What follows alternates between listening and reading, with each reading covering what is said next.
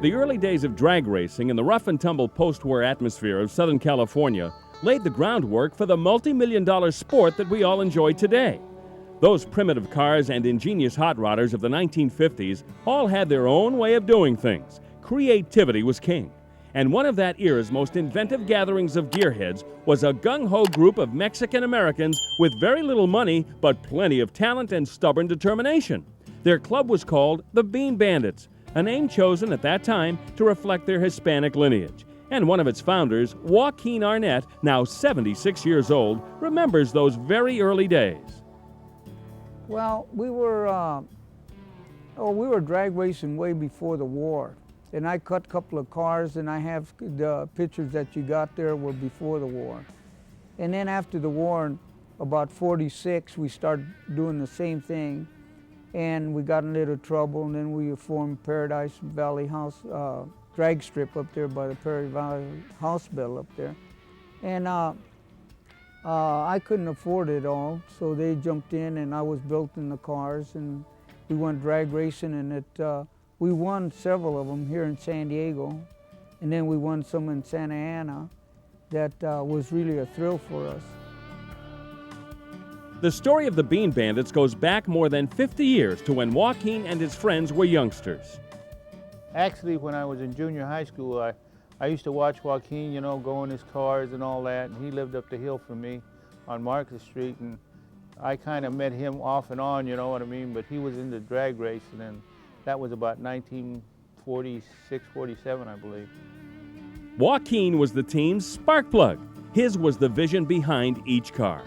Yeah, I built the car, and I built the engines, and I had all them, they helped me, you know, get parts and stuff like that, and a couple of them helped me.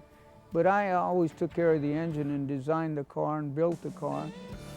One of the best decisions Arnett ever made was his choice of a driver for the Bean Bandit cars.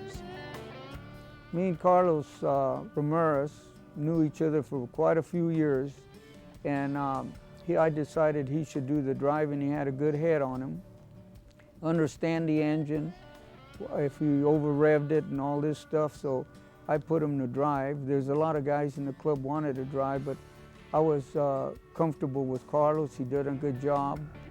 But as is often the case with a successful team, there were no little jobs. Each member had a role to play. And to this day, the Bandits look back with pride to the part they played in the winning effort nearly a half-century ago. Well, my role was to try to keep the car clean, fix odds and ends, get fuel up to where they wanted it, help push the car back, bring it back from the end of the finish line, and bring it back to get it ready for the second run.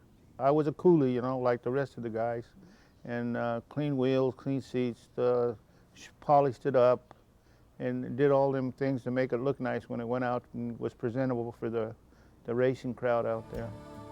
From the very earliest days, the winning ways of the Bean Bandits continued.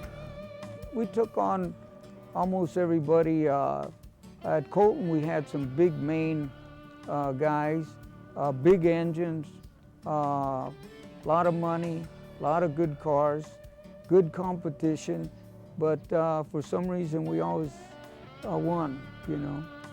The Bean Bandits have collected an amazing number of trophies on the dry lakes and at the drag strip in an awe-inspiring collection of vehicles. And that spirit of competition burns just as brightly today as it did in the past. The Bandits are still adding pages to the history books right now. More than a half-century after it all began, these guys are campaigning a land speed car with which they expect to exceed 400 miles per hour. I like it, and it's part of my thing, really. I enjoy doing this, or I wouldn't be doing it. I spend a lot of time on it, a lot of money on it. Other people have different hobbies, but I enjoy this.